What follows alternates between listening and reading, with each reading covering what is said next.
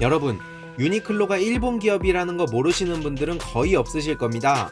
최근 유니클로 일본 본사인 패스트 리테일링 최고 재무관리자가 한국인들을 조롱하는 발언을 해서 굉장히 많은 국민들이 분노를 했는데 의외로 모르시는 분들이 계신 것 같습니다. 최근 그 일본 관계자는 한국의 불매운동 움직임이 매출에 영향을 주고 있다.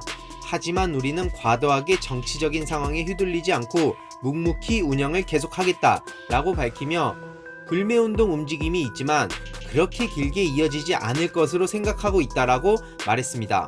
쉽게 말해 한국의 불매운동이 오래가지 않는다. 그러니까 실적에 별 영향이 없을 것이다 라는 뜻이죠. 이후로 한국 국민들의 분노가 커지자 급하게 사과문을 올렸으나 여전히 반응이 안 좋았고 최근 두 번째 사과를 했다고 합니다. 사실상 유니클로가 일본 대표 의류 브랜드라는 상징성만으로도 강력한 불매운동의 대상이었는데 여기에 앞선 일본 CFO의 발언이 제대로 기름을 끼얹은 것이죠. 유니클로는 현재 한국에 186개의 점포를 운영 중인데 지난해 매출은 무려 1조 3,732억 원, 영업이익 2,344억 원이었다고 합니다.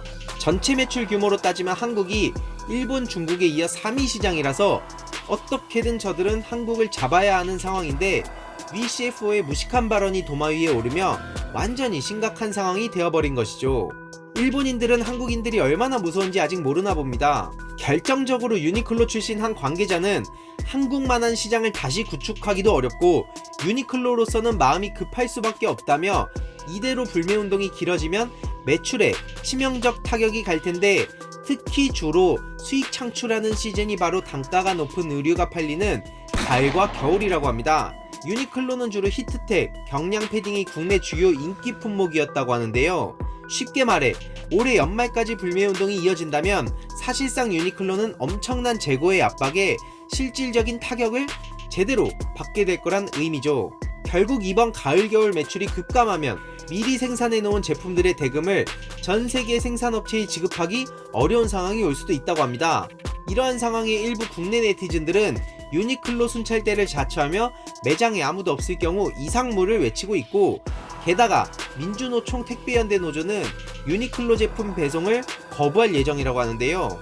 이게 일본 입장에선 정말 큰일인 게 보통 타인의 시선 때문에 오프라인 매장을 안 가는 사람들이 어떻게든 온라인으로 구매를 할 수도 있는 건데 그걸 전부 막아버린다는 겁니다.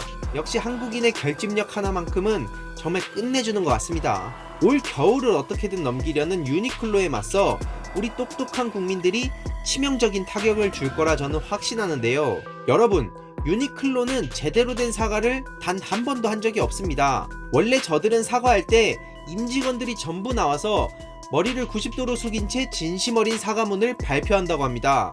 그런데 이번에 신나서 조롱해놓고 사과문 하나 떡하니 올린 겁니다. 이해 가시죠? 이참에 유니클로를 시작으로 일본 기업들 줄도산시켜버립시다. 우리 한국인들은 반드시 해낼 수 있다고 봅니다. 오늘은 여기까지 하겠습니다. 감사합니다.